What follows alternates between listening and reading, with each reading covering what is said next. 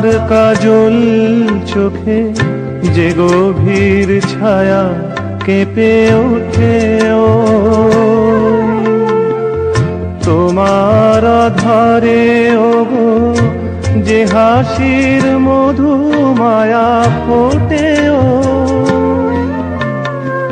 তারা এই অভিমান বোঝে না আমার, বলে তুমি তো আমায় ভালোবেসেছ, শুধু আমার গোপন ব্যথা কেঁদে কেঁদে কয় কেন আরো ভালোবেসে যেতে পারে না হৃদয়।